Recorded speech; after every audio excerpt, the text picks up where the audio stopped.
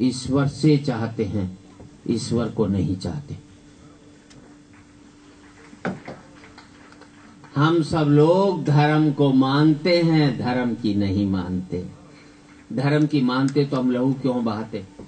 मैं एक विचार देना चाहता हूं, थोड़ी देर बोलेंगे,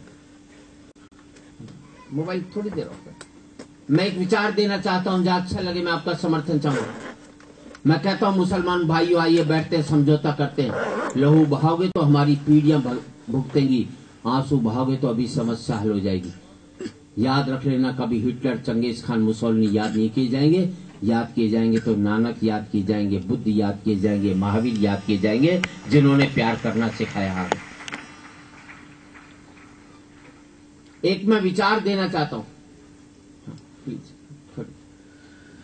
मैं कहना चाहता हूं मुसलमान भाइयों, आइए बैठते हैं।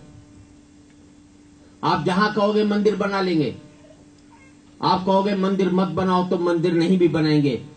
आपको हमारी मस्जिद बनाकर दो, हम आपकी मस्जिद भी बनाकर देंगे।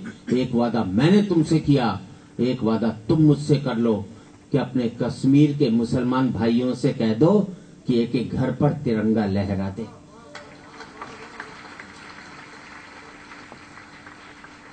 करे तो सही कोई मुल्क में प्यार की बातें, क्या चीजें हल नहीं हो सकती।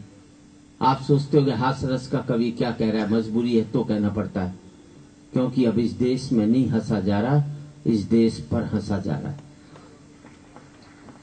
मुझे याद है मोमबत्ती में धागे ने मोम से कहा, मैं तो जल रहा हूं, तुम मेरे साथ पिघल पिघल कर अपने प्राण क्यों दे रहे हो।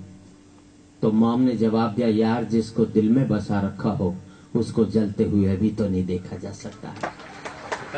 तो इस मुल्क को आपने मैंने दिल में बसा रखा, इसको सुलगते हम कैसे देख सकते हैं, तब ये बात कहनी पड़ती है। और मैं तो एक ही बात कहना चाहता हूं, आज एक बार कहें, आखिरी बार कहें, क्या पता तुम न रहो, क्या पता हम न रहें। और पंक्ति अच्छी लगे तो आपका पूरे मन से ताली के साथ से बचाऊंगा। आज एक बार कहें, आखिरी बार कहें, क्या पता तुम न रहो, क्या पता हम न रहें। मंदिरों मस्जिद की या किसी इमारत की, माटी तो लगी उसमें भाई मेरे भारत की। मंदिरों मस्जिद की या किसी इमारत की, माटी तो लगी उसमें भाई मेरे भारत की। लहू था हिंदू का, अल्लाह शर्मिंदा रहा, मरा मुसलमान तो राम कब जिंदा रहा। बिखरे बिखरे हैं सभी, आओ एक घर में रहें, क्या पता तुम न रहो, क्या पता हम न रहें, क्या पता तुम न रहो, क्या पता हम न रहें।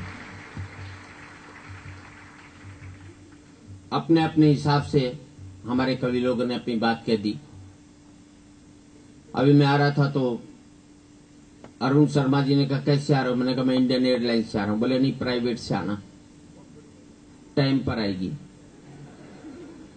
मैं अरुण भैया मैं तो इंडियन एयरलाइंस से जाता हूं। बोले क्यों, मैंने कहा अपने उम्र की एयर होस्टेस उसी में मिलती है। मैंने कहा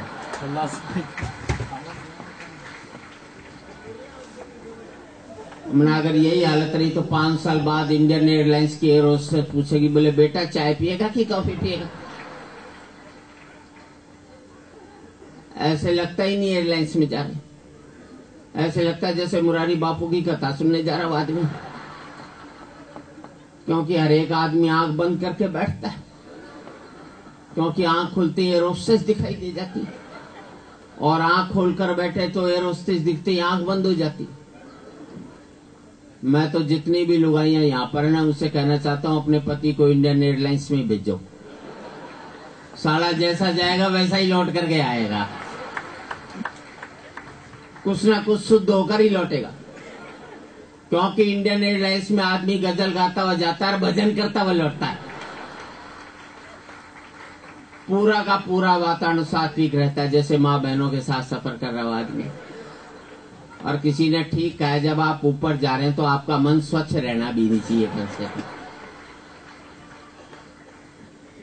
अब 3 महीने पहले की घटना, मेरे बगल में एक मारवाड़ी सेठ बैठा। बोले शर्मा जी मर गए। मैं क्यों मर गया? बोले 5100 रुपए का भाड़ा हो गया दिल्ली से बंबई का। मैं 5100 में मर गया? बोले हाँ। मैं एक बात बता, तू अपनी लुगाई को महीने का कितना घर खर्चा देता है? बोले जी 1 लाख रुपया महीना। मैंने घर खर्चा? बोले हाँ। मैं एक बार बता, आज तक तेरी लुगाई ने तुझे हंसकर नाश्ता कराया क्या? बोले ना। मैंने 5100 रुपए में पराई लुगाई तुझे हंसकर खाना खिला रही है, और क्या खाएगा भाई तू? अगले के 1 मिनट में समझ में आ गई, बोले बहुत कम भाड़ा है। इस देश में व्यापारी को समझाने वाला चाहिए, बेचारा समझा बैठा है बेचारा। उसमें कोई थोड़ी सी बात है और उसमें कोई बात थोड़ी है। हम तो जरा जरा सी बातों पर परेशान हो जाते हैं। काय को पड़े? अभी सलमान खान ने हिरण मार दिया, कई दिनों तक जमानत नहीं हुई। बेवकूफ था सलमान खान, उसे मालूम नहीं था कि रामचंद्र जी हिरण मारने गए थे, बाद में कितने पापड़ बेले थे अगले।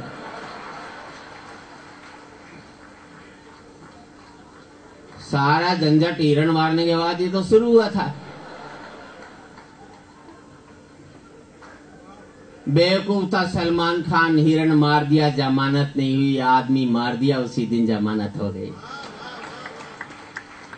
आदमी की कोई कीमत नहीं है, जिसे जब जहां चाहे जो चाहे मार दो। सारे मानव अधिकार आयोग दानवों को बचाने में लगे हुए हैं, मानवों को बचाने में कोई बात नहीं करता। सीधी सीधी बात है। अभी तो मैं देख रहा हूं यहाँ, मैं एक बात और कहना चाहता हूं, अपनी गृहस्थी सफल बनानी तो रोज पत्नी से लड़ लो, गृहस्थी बिल्कुल ठीक चलेगी। क्योंकि जिस दिन भी पत्नी सुबह हंसती हुई मिल जाए, समझ लेना 10-5 हजार रुपए की चोट पड़ने वाली है। जब आर्थिक स्थिति डावाडोल हो जाएगी तो गृहस्थी किस तरह से ठीक चलेगी?